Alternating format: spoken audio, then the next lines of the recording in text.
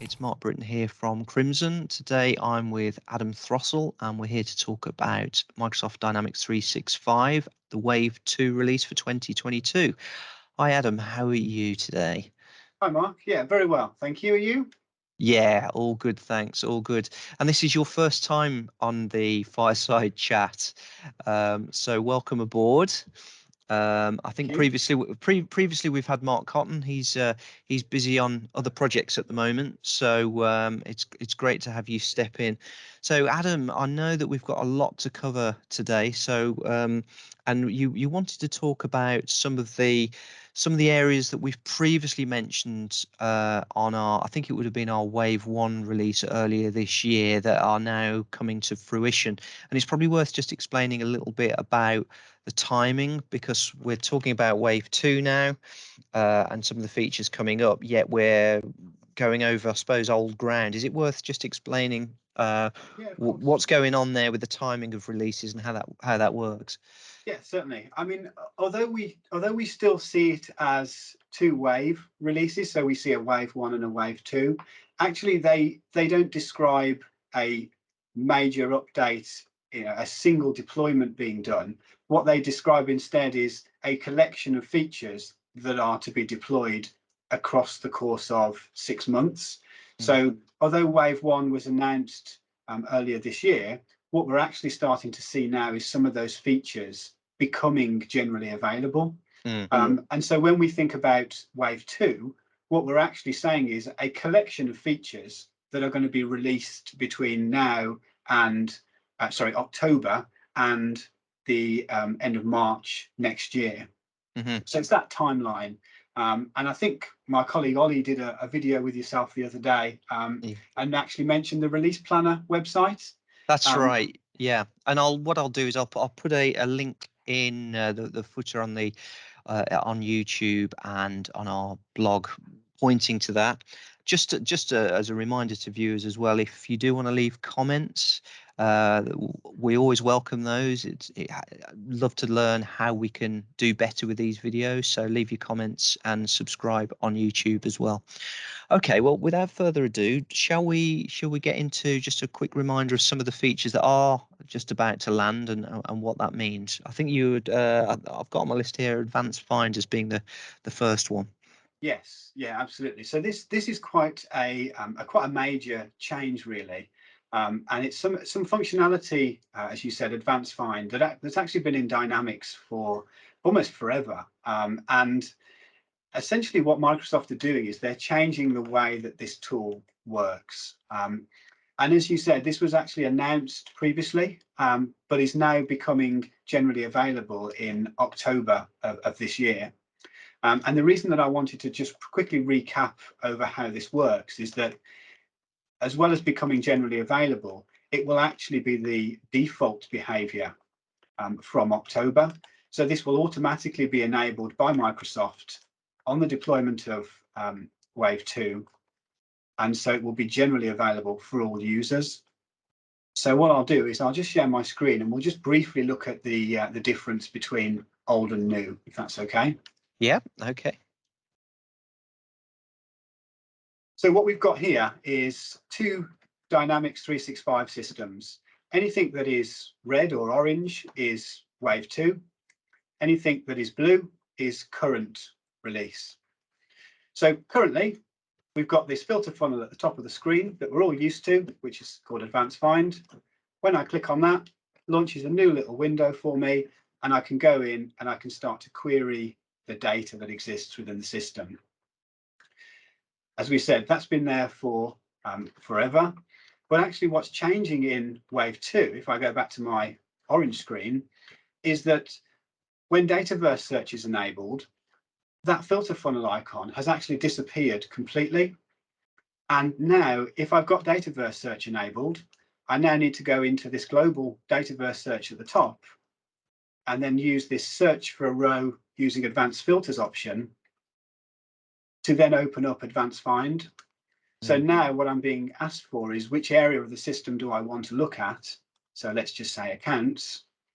And if I click continue, it then takes me into the accounts area and asks me the filter criteria that I'd like to create. But of course, that's just a very different experience to a pop-out screen that we all know and love. Mm.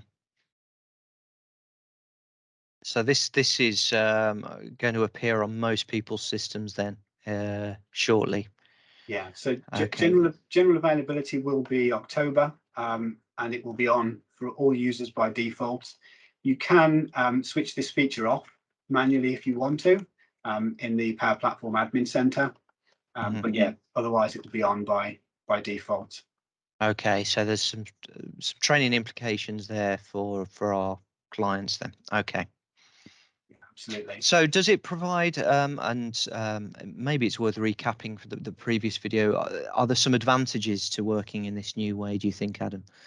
Yeah, I mean, it is, if I quickly flip back to here, so this is the old version again, but there are some advantages over UI and design, in that we can go into the old world and we can see all of the fields. But again, that functionality has been replicated in here by coming up to the search, using the search. And what we're getting here is essentially the same screen with all of the fields listed for us. And we can do essentially the same functionality. So it's just a different user interface, really. Okay. The one key difference that I think is important to note is that within the new interface, you can only search through areas of the system that are within your app. Whereas in the old system, the old Advanced Find, you could actually search through any system area, whether or not it was included in your app. So it is fairly significant. Oh, okay. So that is it, so it's more limiting, or there's more security around some of the search now. Then is that? Yeah, it's more Yeah. targeted. It's more targeted to your specific application as opposed to just being a whole system search. Yeah. Yeah. Okay. And I suppose it's worth reminding that viewers that obviously Microsoft have a huge amount of data in the background, seeing how people work with their systems. So there must be some significant I mean, this is a significant tool that a lot of people use in the system. So there must be some very strong reasons for making those changes at this point. Yeah, absolutely. Yeah. Okay, fab. And again, another feature that's coming up is Teams meetings in Dynamics as Yeah. well. So again, this was I think this was announced previously, but what Microsoft have done over the course of the last kind of 6 months is they've increased the kind of connectivity or the integration capabilities of Dynamics. One of them being Microsoft Teams. So when we go into a record, so here I'm in an account record, and if we want to create a new appointment, what we can see when we try and create that appointment is the option to associate it to a Teams meeting. So you see here, I get a new option that asks me if I want it to be a Teams meeting or not. Historically, that wasn't there. So if I select that to yes, and let's just create this as an appointment, what we'll see is that appointment will be added into our timeline, as we're all used to. But what will actually happen if I go into that meeting is we'll then see that we can see the little Teams icon. So it's recognized that it's a Teams meeting, and clicking on that allows me to then open this and join it as a Teams meeting. And we'll just go into that appointment so we can see that functionality. It's just worth saying that we're in a demo environment here. I think sometimes it gets a little bit slow over. Well, we're recording this as well, so I think that's probably having an impact on the speed of things. So what we can see down here is a link so that we can join a Teams meeting, but it's been created directly from within Dynamics.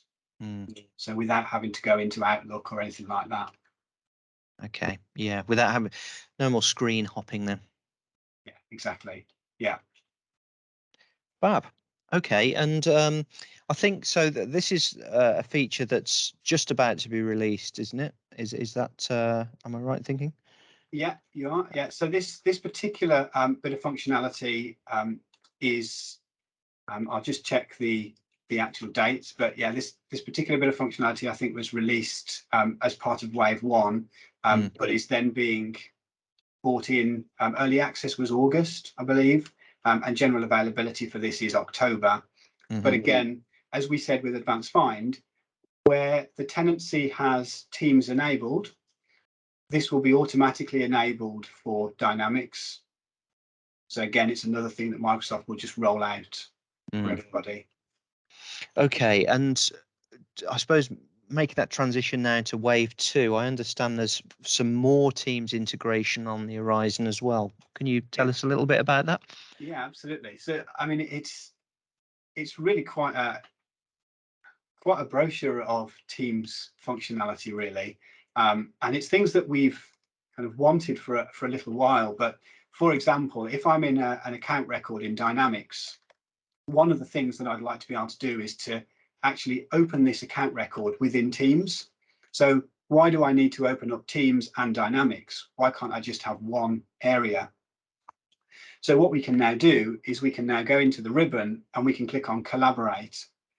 And what that allows us to do is it allows us to create a connection between this record in Dynamics and a particular Teams channel. So you can see at the top of my screen, I've got Teams open.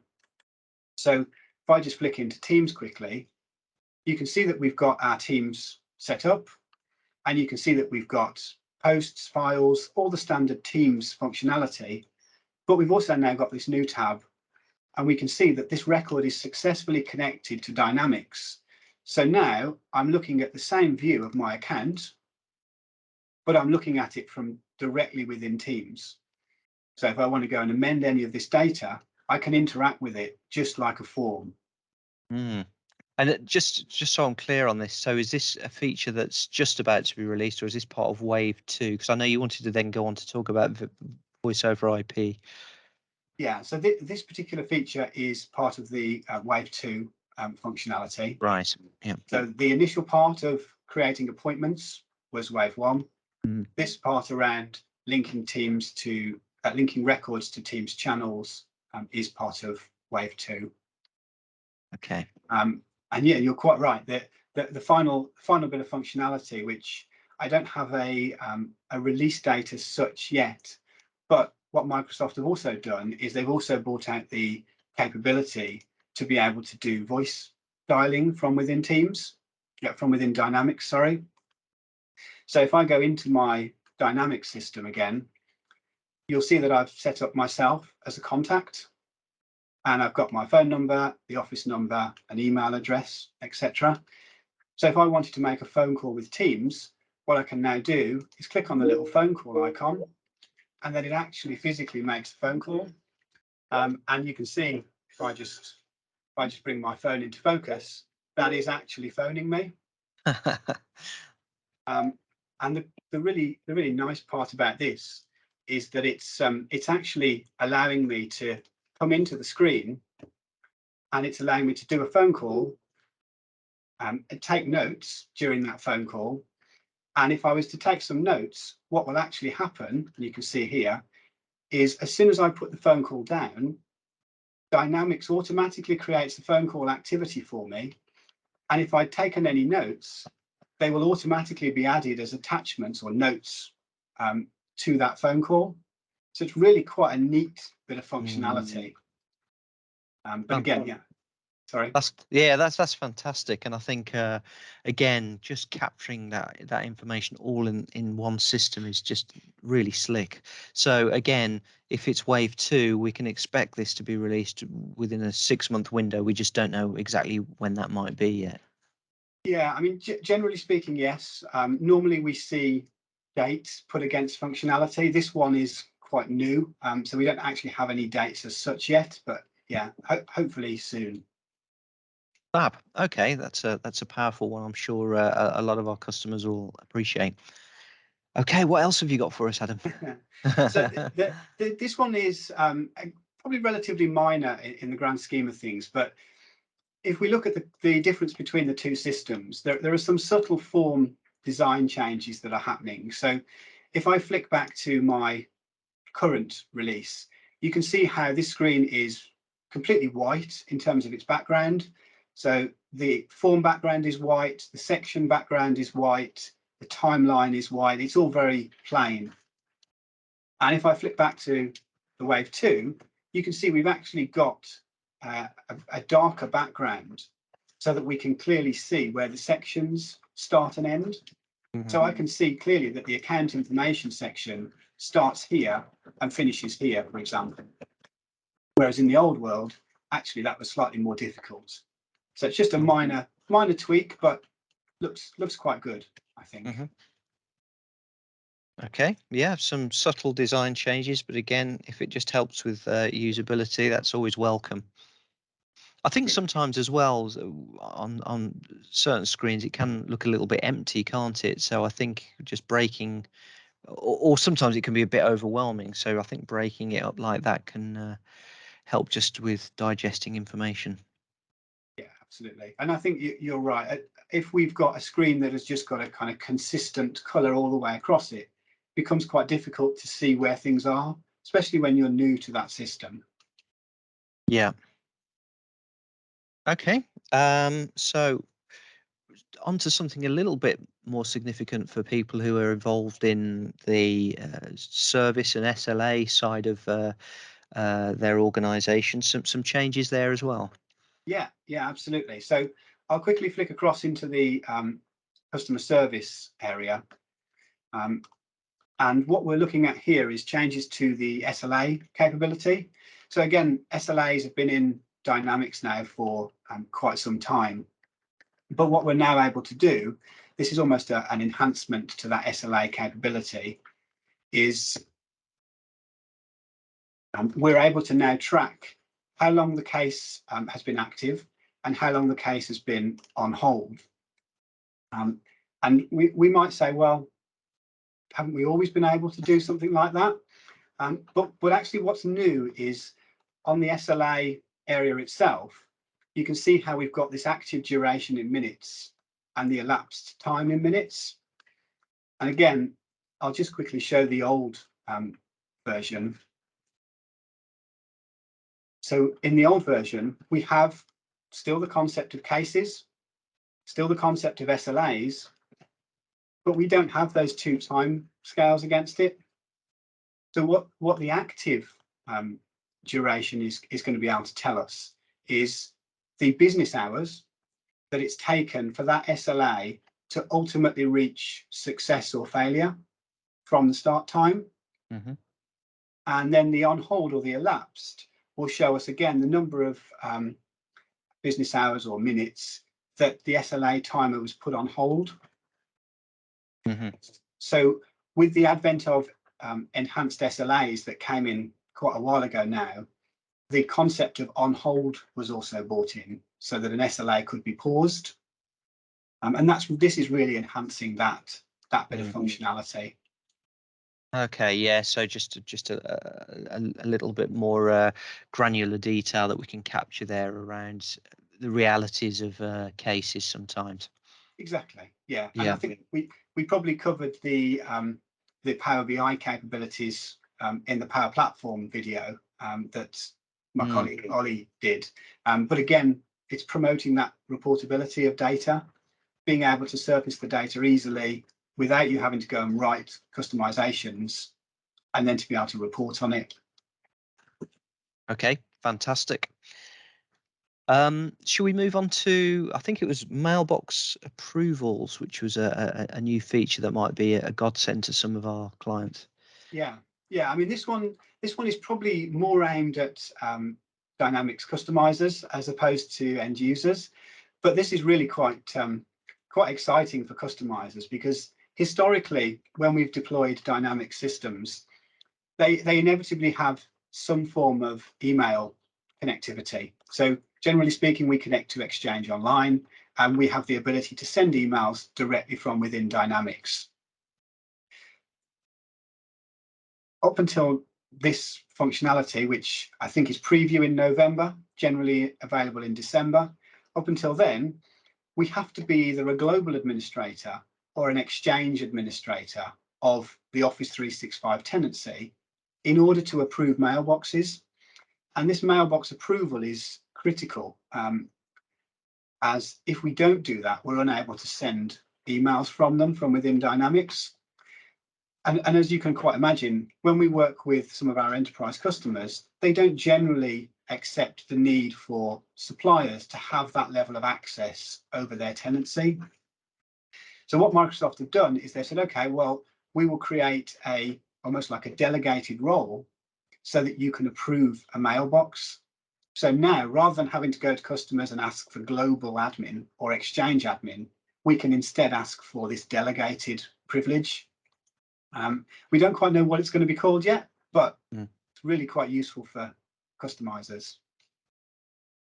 Okay, yeah, a useful way around, particularly I suppose for much larger organisations where there's several tiers of approval needed. Then, so that might be something for some of our larger clients to look out for.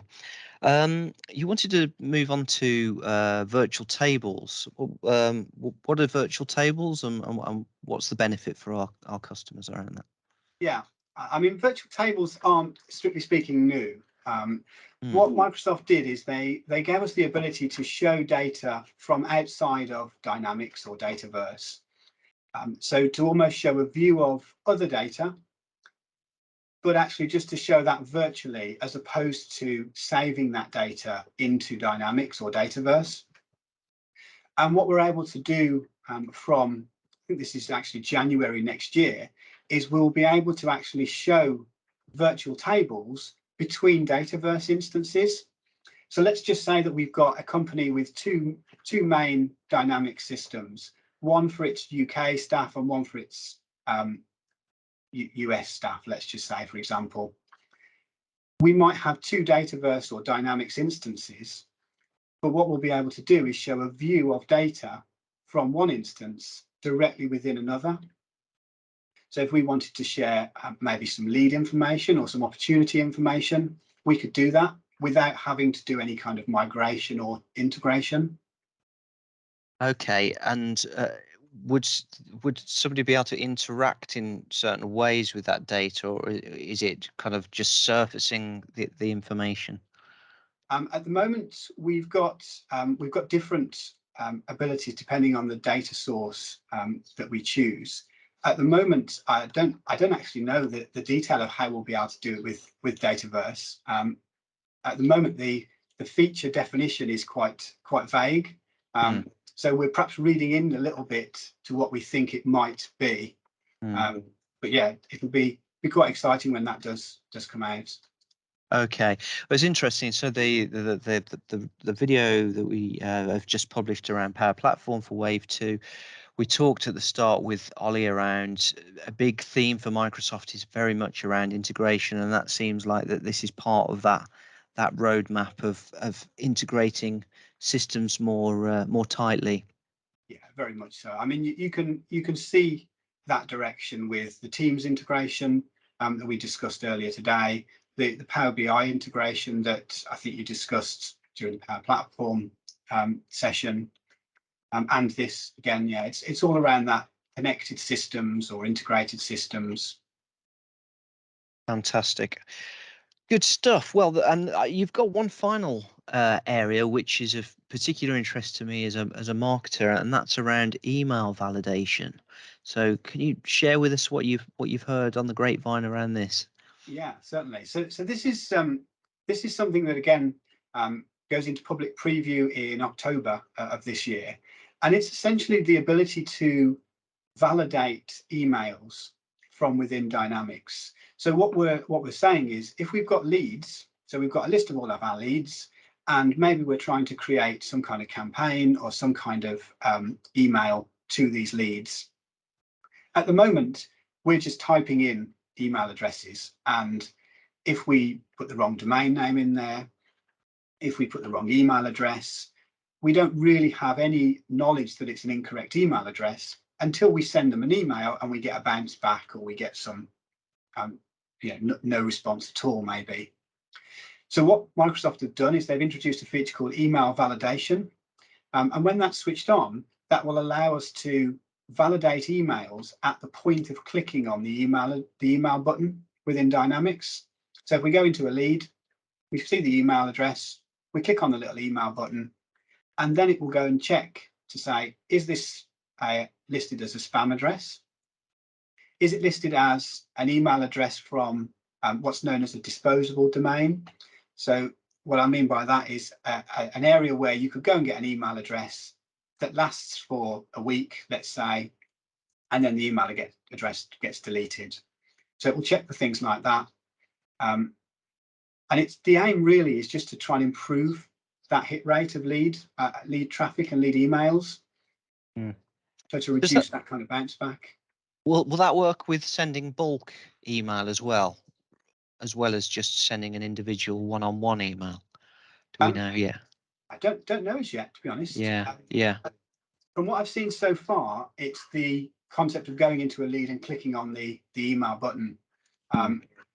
We can perhaps read in that it's logical that it would go that way at some point.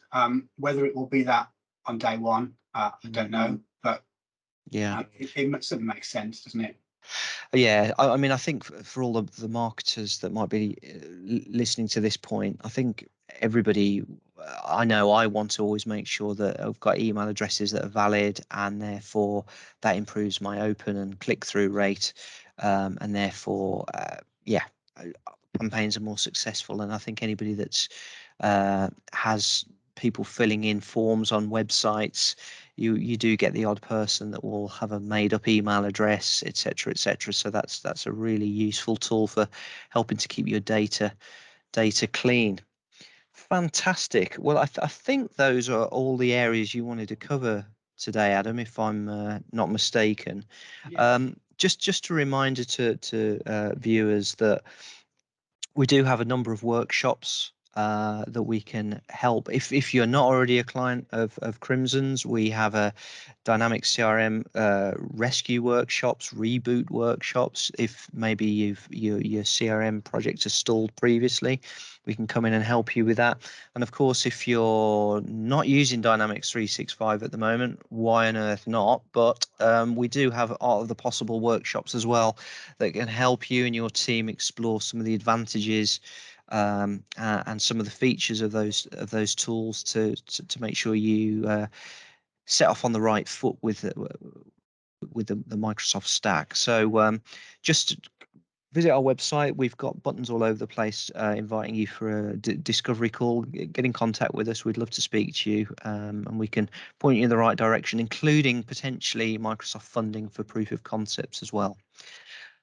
With that, Adam, it's great to speak to you today, and thank you. I think you've done a great job on our first Fireside chat. So with that, have a great rest of the day, and we'll speak again soon. You too. Thank you. All right. Thanks, Adam. Bye. Bye. Bye.